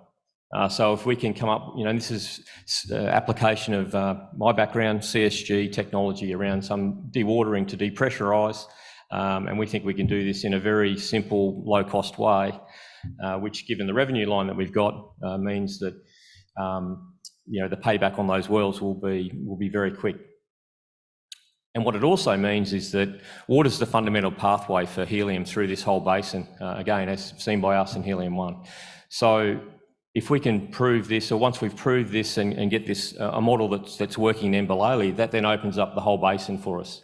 We're talking about nearly 2,000 square kilometres, which is going to be full of helium-saturated waters, low saturation reservoirs, and I'm sure there are, in some of the deeper sections, when we come back and get an opportunity to test that, some free gas that's trapped there as well. As I say, we've got a significant amount of interest from potential off-takers, and we've been working with them. We've mapped out a path in terms of what we need to do over the next 6 months or so, and what they're going to do. From a CapEx perspective, they're very keen to fund the cost of any of the downstream equipment that we need. So for separating the gas from the helium from the nitrogen, which is the main other gas that we've got, and funding that for us, and then we'll just repay that back as we sell them the gas. Basically, they'll offtake from the plant on site, and then it'll be their responsibility to truck that up to the port and off from there. National power grid runs through our block, obviously access to water, labour, all the things that we need. And even though it is a relatively remote part of the world down where we are in Africa, that actually brings with it a number of benefits in the sense that very welcoming community, excited to have some economic activity that's going to help them, employment, and the government of Tanzania very supportive. The way the regime works, it's once we move from exploration to development, it's a 16% free carried interest, so they become your joint venture partner. And I really like that model in the sense that we're aligned. If we don't make any money out of the project, they don't make any money, so they're incentivised to make it work. Just finally, we over quite a period of time, we've been working with the two foremost helium experts in the world, John Gluius and Chris Valentine. Those guys have actually developed a helium atlas for us, which has looked at all of the information they've gathered over a long period of time to pinpoint places in the world where helium would be prospective. Obviously Tanzania was on the top of the list, and that's why we started there, but we continue to work with the atlas and think about other areas that might be worth pursuing. Finally, we have a great team of people involved. Obviously still a small venture, but Justin has a huge amount of experience in Africa and in the East African Rift System where we're working, and leveraging that experience with the work that we're doing now. Alf Garnett, who's just retired as the head of the University of Queensland Natural Gas Research Centre, ex-Shell and Schlumberger executive, a huge amount of experience that, and now that he's retired, he's got plenty more time to help us as well, which is great. Eddie's on the financial side for us, based in Melbourne. Greg Columbus is, some of you may know from some of his other Warrego and other businesses that he's been involved with, but his expertise, particularly as we negotiate with offtake parties on the facility side of things, is going to be very helpful. And Kent Masters, who's the president and CEO of Albemarle, has been a long-term anchor investor in the business, has a lot of experience in Africa and with helium, and is quite excited about where we're heading and what we're doing. So, in summary, I think we're in the right market. Demand for helium is just going through the roof, and particularly green helium, and diversifying geopolitically away from some of the more difficult areas in the world. We think we've got a world-class set of assets here, and we've certainly demonstrated, not just us, but what the results from Helium 1, that this is a prolific and unique helium producing system, and commercialisation is there, it's in view. That's all I have to say.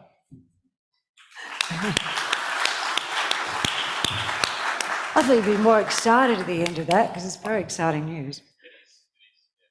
Yeah, like just excited on the inside. Absolutely, yeah, well. I'm just playing with you now, aren't I? Get off the stage. I know you're excited. All right, now, I've got 2 seconds before we go to our next presenter. So just a reminder, at stand number 44, which is Hagstrom Drilling, who are sponsoring our Wi-Fi connections for the conference. If you'd like a new pair of R.M. Williams boots, you're in need of them. They've actually got a prize at their booth, and it's a $650 voucher to R.M. Williams. So if you go and see them and enter into that little competition, who knows, you may be even more well-heeled by the end of the conference.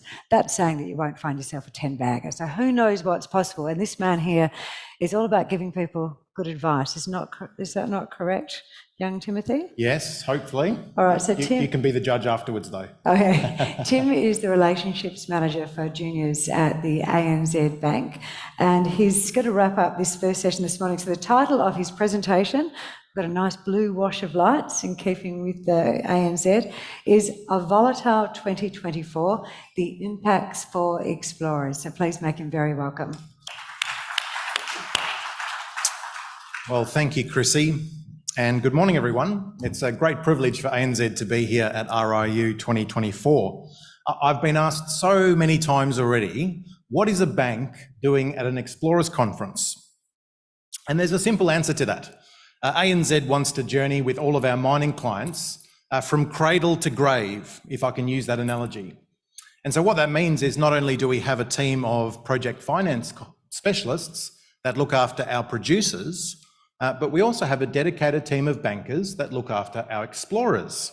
And as you can probably tell from my title, that's where I fit in. My job is to look after our junior resources business here in WA. So if I haven't met you before, please come past our booth at number 55, and it would be great to connect. Now, as Chrissy has already said, I've entitled my presentation this morning, A Volatile 2024, The Impacts for Explorers. If I was going to use one word that sums up ANZ's expectations on the year ahead, it would be this: volatile. And so today I want to look at why that is, but more importantly, what the average explorer here today can do in response to this. And then I'll finish by touching on that age-old question, what is ANZ's current project finance appetite? Now, as we get started, here's an interesting fact for you. In 2024, about half the world's population is scheduled to go to the polls. That's one of the catalysts for all of this volatility that we're expecting. We've got elections later this year in countries like Russia, India, the UK, and the European Union. I'm not sure if you noticed, but just today, Indonesia is going to the polls. And then, of course, we've got the big one later this year between these guys, Donald Trump and Joe Biden. And the $64 million question is this: what will a second Trump presidency look like if he wins? And in particular, what will a second Trump presidency mean for this, the Inflation Reduction Act or the IRA? And I know that the IRA is important for many of you in this room because, among other things, it incentivises electric vehicle manufacturing and it opens many doors for our critical minerals sector here in WA. Now, one interesting thing I learnt about the IRA recently was that if you look at the green energy investment coming out of it, about 2/3 of that investment is occurring in Republican rather than Democrat congressional districts in the US. So in other words, you could mount an argument that Republicans rather than Democrats are currently benefiting the most from the IRA. And so it gives you a sense of the political conundrum that Trump will face if he comes to office. Does he unwind this piece of legislation and in doing so sideline a large part of his electorate? Or does he kind of tinker around the edges and make some cosmetic changes? It'll be interesting to see what he ends up doing. Now, there's another reason why we're seeing a lot of volatility in the world at the moment, and that's, of course, the conflicts that are ongoing as we speak. The conflict between Russia and Ukraine is now nearly 2 years old. Can you believe it? And it's become a very messy and complex war. And there's a whole range of unknowns here. For example, if Donald Trump wins later this year, he may very well pull back at least some of the US's support for Ukraine. And so put yourself in the shoes of Vladimir Putin. Have you got any incentive to negotiate a settlement when the war might get easier for you later this year? That's one of many examples of the unknowns at play, but it's difficult to see a clear path on how that war is going to end, at least in the short term.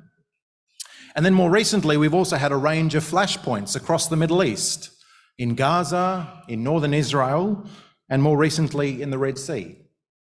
And touch wood, thankfully, we haven't seen any significant disruption to oil supply yet, other than potentially some shipping cost increases and some transit delays. But it's fair to say the situation is still volatile. There remains a risk that these things could escalate further and cause more widespread disruption. Now, I'm preaching to the choir here, but one of the other spaces that we've seen volatility at the moment is in the supply and demand of lithium and nickel. And so I just want to touch on those briefly. For lithium, we've seen a sharp fall in the lithium price in 2023. But one of the other challenges in the lithium market at the moment is too much supply. To give you a sense of this, lithium supply has nearly doubled in the last couple of years. And this year, ANZ is forecasting that production of lithium will increase by 40%, but demand will only increase by 25%. And so whilst lithium still remains long-term in demand as part of the decarbonisation journey, in the short term at least, we're seeing producers whacked with this double whammy of profit margins coming down in a market that's already oversupplied. And so we may unfortunately see further lithium projects being deferred or existing projects curtailed. Now for nickel, it's a similar story, but a slightly different angle. Like lithium, we've seen a significant increase in the production of nickel, especially in Asia. I'm sure we've seen the news about Indonesia's lithium production. That's increased 30% since 2021. And it's expected to grow another 8% this calendar year. But there's another angle to this story. And the fact is that our Aussie producers have a competitive disadvantage because we have much higher labour and environmental standards for our nickel production.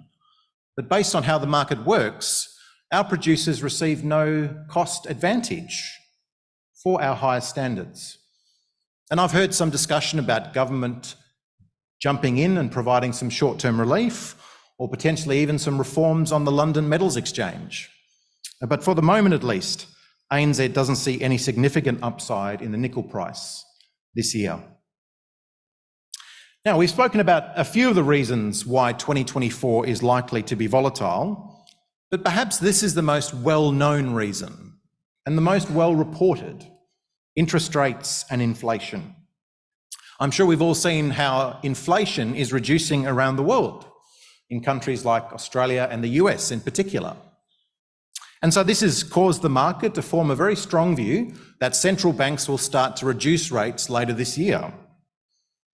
But the exact timing of that and exactly how much central banks will move, well, that's very much a matter that's still up for debate. But let's assume for a moment that rates do come down.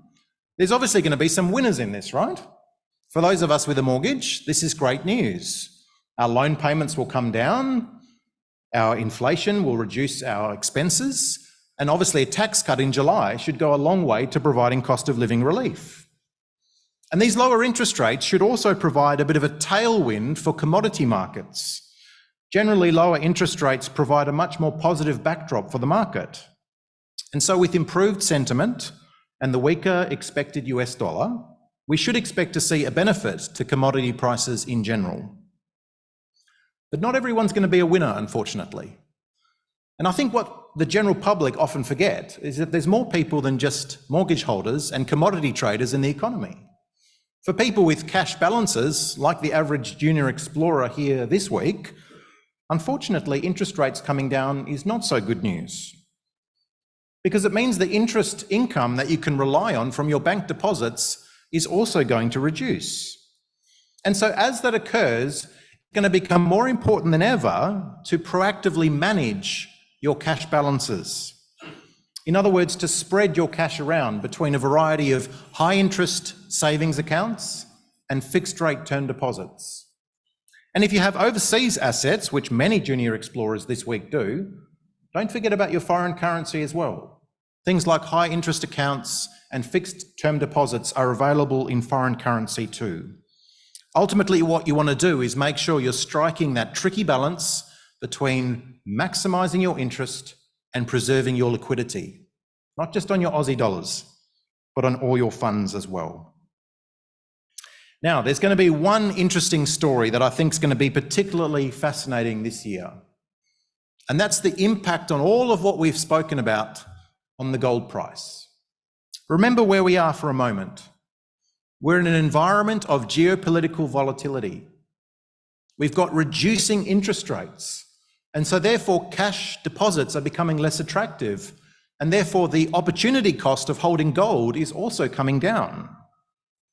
And add on top of that the fact that over the last couple of years, central banks around the world have been prioritising investments in gold rather than in more volatile US-based assets. You can see where this is heading, right? Not surprisingly, at ANZ, we expect the gold price to benefit from all of this. In fact, the current view of our economics team is that we expect to see the gold price average above $2,000 an ounce over the course of this year. So it will be interesting to see what plays out. Now, as I finish this morning, I want to reflect on one of the most common questions I get asked as I go around talking to a range of junior explorers, especially those of you that are nearing production. The question I often get is, what is the bank's appetite for project finance?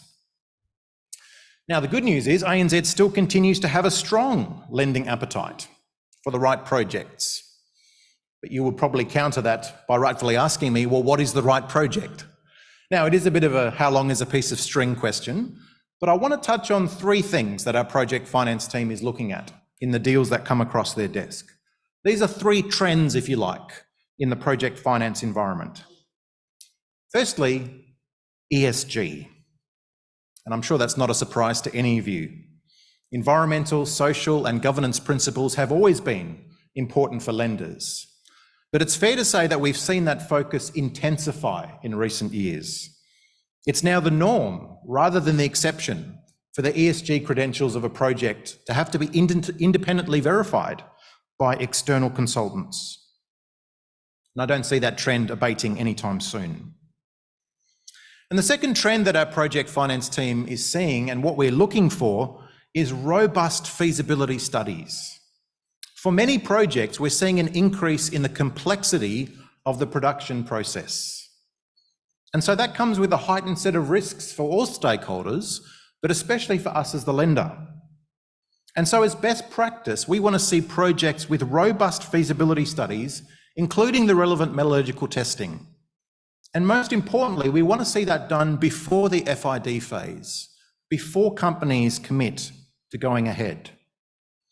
In fact, at ANZ, we have some in-house technical capability, and hopefully that can be and is of help to many of our juniors who are proceeding and coming close to production. So if you'd like to have a chat about your project specifically, please come to our booth. And the third example of what our project finance team is seeing at the moment and what we're looking for is liquidity and financial flexibility. And this ties into so much of what I said before. We're seeing many miners being pushed up the cost curve, and so we're seeing many mining operations put under severe stress when prices are deflated for long periods. And so we're looking to fund projects where there's fat in the game. We're looking to fund projects where there's capacity to meet additional cost overruns during construction. Or at the very least, we're looking for projects where we can put in place some structural enhancements that can reduce the cost risk. Things like hedging, or projects that are lowly geared or have a lower cost base to begin with. Now, as well as myself, in our junior resources team, my project finance colleagues are here with us all week. So if you have any specific project finance questions, no matter what part of the journey you're on, please come and have a chat. Well, my time is almost up, and I'm sure Chrissy will be getting me off here very quickly. But in conclusion, 2024 is likely to be a year of volatility and uncertainty. There's going to be many events that will be interesting to watch and fascinating to see how they play out. But in the meantime, there are simple and practical things that any miner can do, whether you're a junior, whether you're in production or somewhere in between. There's something we can all do in response to what this year might bring. I hope you've all got some food for thought from this presentation, but most importantly, I hope there's something that you can take away and apply in your own business or professional roles. So Chrissy, thanks again for the opportunity, and I'll hand back to you. Thank you very much, Tim Robertson. A very good use of our time this morning. That's a great talk. Thank you. Thank you. I have suggested to Tim when you go and see him at his booth that he gets blue chocolates, little blue lint chocolates, and he has demurred on that. But I think we should put the pressure on him. We can change it little by little. Thank you. That was a really informative talk. So I do hope you got a lot out of it. You're all buggering off out the back of the room as we speak. The sausage rolls